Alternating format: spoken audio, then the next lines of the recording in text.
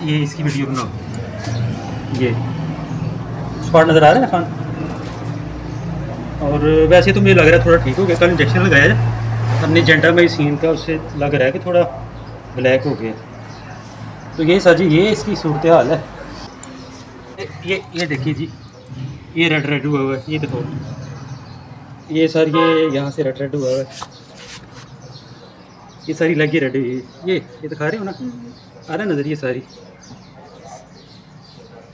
अच्छा जी, आज ये अभी आपने पूरी एक वीडियो देखी है। इस वीडियो के अंदर हमारे कल एक भाई ने ये वीडियो भेजी है कि उनके खरगोशों में ये मसला है।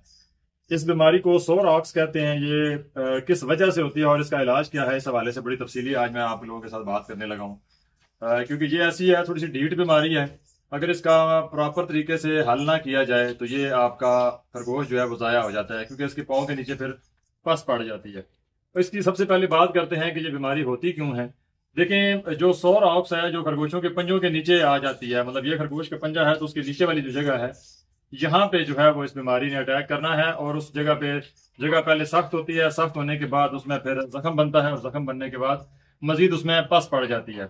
ये सबसे वर्स्ट कंडीशन है। अगर आप पहली स्टेज के ऊपर इसको कवर कर लेते हैं तो ठीक हो जाती है, नहीं तो आखिरी स्टेज में जाके खरगोश की जान भी चली जाती है बाज़ औक़ात। तो उसमें सबसे पहली वजह आपको आए बताते हैं। लेकिन इस तरफ अगर आए तो जितने भी लोग लोहे का पिंजरा इस्तेमाल कर रहे हैं, अब ये भी हमारे फार्म से तो खैर मजीद एक हफ्ते तक ये खत्म हो जाएगा। बाकी लोगों को भी यही रिकमेंड करते हैं कि लोहे के पिंजरे से जान छुड़ाएं। अब ये चीज़ें पुरानी हो गई हैं और इसमें बीमारियां खत्म नहीं होती। जब तक नीचे लोहे की जाली होगी और उसमें जब जंग पड़ता है तो जो बड़ी ब्रीड्स हैं जो 3 किलो से ऊपर वजन रखती हैं, उनके वजन होता है पंजों के ऊपर। उस वजन की वजह से जाली में जंग लगा हुआ होता है तो उससे खरगोश जख्मी होता है और वो जख्म आगे बढ़ के फिर सोर ऑक्स जो बीमारी है उसमें तब्दील हो जाते हैं। सबसे पहली जो चीज़ आपने करनी है वो ये है कि अपने पिंजरे, अगर सोर ऑक्स से आपने बचना है, सबसे पहले तो ये कि पिंजरे के अंदर जो है वो आपने इस तरीके से प्लास्टिक की फ्लोरिंग आपने इस्तेमाल करनी है। आगे लेके आओ।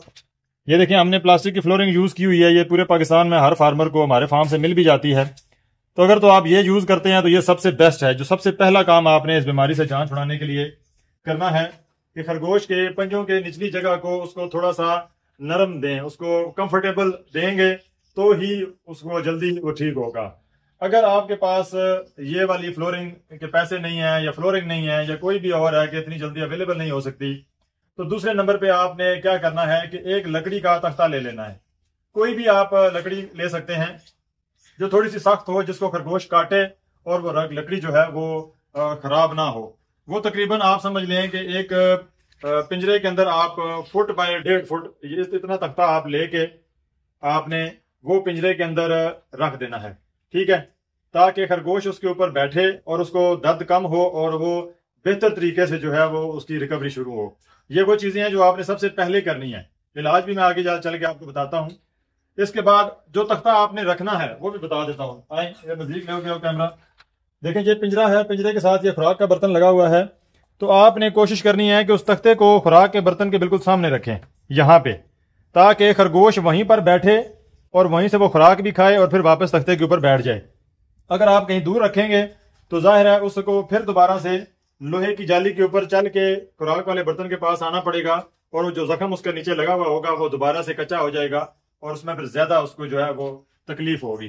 ठीक है, तो मतलब दो चीजें आपके पास। सबसे पहली जो रिकमेंड करते हैं प्लास्टिक की फ्लोरिंग, अगर वो नहीं है तो फिर आप उसकी जगह पे लकड़ी का तख्ता जो है वो आप इस्तेमाल कर सकते हैं। ये तो होगी वो चीजें जो आपने पहली फुर्सत में करनी है। अब जो आपने उसका इलाज शुरू करना है, इलाज शुरू इस तरीके से करना है कि आपको 4 चीजें चाहिए हैं। सबसे पहले देखें, ये आइवरमेक्टिन इंजेक्शन है। ये किसी भी कंपनी का आप ले सकते हैं, ठीक है, जो खारिश के लिए भी इस्तेमाल किया जाता है। आइवरमेक्टिन इंजेक्शन आपने एक चीज हो गई।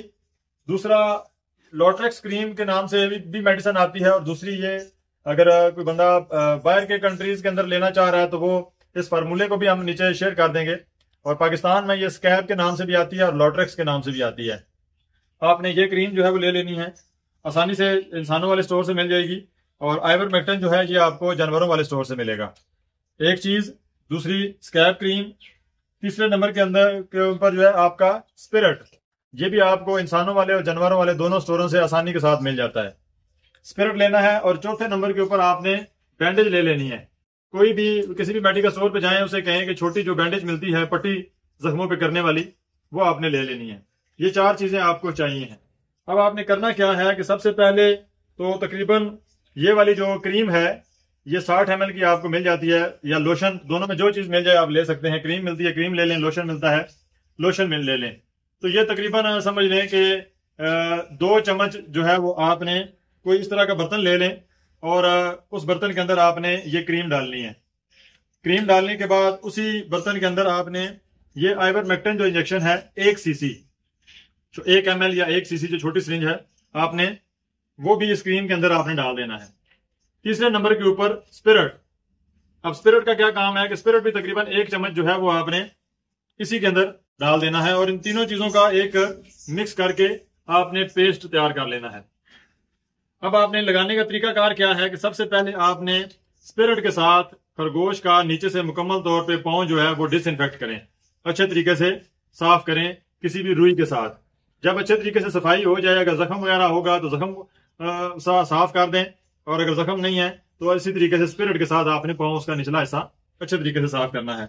साफ करने के बाद आपने क्या करना है कि ये जो आपने पेस्ट तैयार किया हुआ होगा, ये पेस्ट आपने हाथ के साथ या किसी भी चीज के साथ आपने उस जख्म वाली जगह के ऊपर अच्छे तरीके से लेप करना है।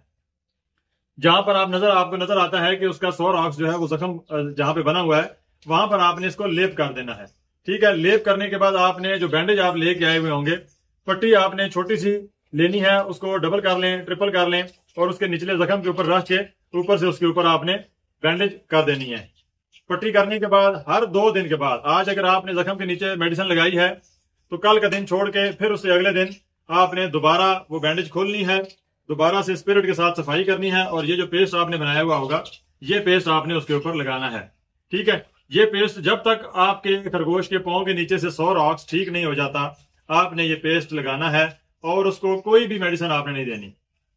अब इसके अलावा आखिरी जो काम करना है, ये जो आइवरमेक्टिन इंजेक्शन है ये भी आपने उसकी जल्द के अंदर 0.3 cc, ठीक है, मतलब 1 ml की जो छोटी सिरिंज होती है उसके पहले 3 पॉइंट जो है वो आपने इसकी जल्द में लगा देने हैं। सिर्फ 1 डोज लगानी है, उसके बाद फिर 1 हफ्ते के बाद 1 डोज लगानी है। 2 डोजें आपने टोटल लगानी है। बाकी ये पेस्ट जो है वो आपने इसको तकरीबन 7 से 10 दिन तक लगातार 1 दिन छोड़ के पट्टी के साथ आपने नीचे लगाना है। ठीक है, और कोई भी किसी भी जानवरों वाले स्टोर के ऊपर जाएंगे तो आपको एक डिसइंफेक्टेड मिल जाएगा, मतलब कोई भी जरासीम कुश स्प्रे, या आप डेटोल भी ले सकते हैं, ब्लीच भी ले सकते हैं, जो आपने रोजाना पिंजरे का जो निचली तह है गीला करके डेटोल वाला कपड़ा तो वो आपने उस जगह पे मारना है ताकि जो जरासीम पिंजरे के फर्श के ऊपर मौजूद हैं वो खत्म हो जाएं। ठीक है, और कोशिश करें कि पिंजरों मुकम्मल तौर पे पिंजरों को नीचे से प्लास्टिक की फ्लोरिंग इस्तेमाल करें ताकि आपके पास ये मसाइल ना आए। अब ये चंद एक चीजें आपको बता दी हैं कि आपने फ्लोर चेंज करना है, उसके बाद आपने आइवरमेक्टिन जल्द में लगाना है और ये पेस्ट बना के पट्टी के साथ उसके पाँव के नीचे लगाना है और ऊपर पट्टी करनी है 1 दिन छोड़ के, तकरीबन 10 से 12 दिन, जब तक मुकम्मल तौर पे आपका खरगोश नीचे से बिल्कुल ठीक ना हो जाए। तो इस तरीके से आप ये इलाज करेंगे तो इंशाल्लाह जो है वो आपका जो खरगोश है वो सोरॉक्स जो डिजीज आपने हमें वीडियो भेजी है उससे मुकम्मल तौर पे खत्म हो जाएगा। अच्छा, इसके साथ आपने खरगोश का पाँव भी दिखाया है कि जिसके ऊपर से बाल जो है वो मुकम्मल तौर पे झड़ चुके हैं। तो जब आप ये मुकम्मल ट्रीटमेंट करेंगे तो बाल ऊपर से झड़े हुए हों तो वो खुद ब खुद आ जाएंगे, उसमें कोई परेशानी वाली बात नहीं है। उसमें आपने यकीनी तौर पे 2 खरगोशों को इकट्ठा रखा है, जिस वजह से खरगोश जो है वो अपने ही बालों को चाट चाट के वो उसने खा लिए हैं, तो वो जो उसकी टांगों के ऊपर बाल नहीं है उसका कोई मसला नहीं है, वो कोई बीमारी नहीं है, वो खुद से खुद ठीक हो जाएंगे। बाकी जो पाँव के नीचे जो मसला आपने बताया है उसका मुकम्मल ट्रीटमेंट आपको गाइड भी कर दिया है बाकी फार्मर्स के लिए भी कि आप लोग जो है वो ये ट्रीटमेंट करेंगे तो इंशाल्लाह जो है वो आपके खरगोशों में सोरॉक्स का मसला मुकम्मल तौर पे हल हो जाएगा। तो आज इस वीडियो में ये चीज सिखानी थी। इंशाल्लाह फिर भी आगे भी आपको कोई भी मसला हो तो आप हमारे व्हाट्सएप नंबर के ऊपर या हमारे यूट्यूब के वीडियोस के नीचे अपना प्रॉब्लम कमेंट्स कर सकते हैं, जिसकी हम आपको वीडियो बना के मुकम्मल तरीका इलाज जो है वो इंशाल्लाह शेयर कर देंगे। बहुत शुक्रिया, अल्लाह हाफिज।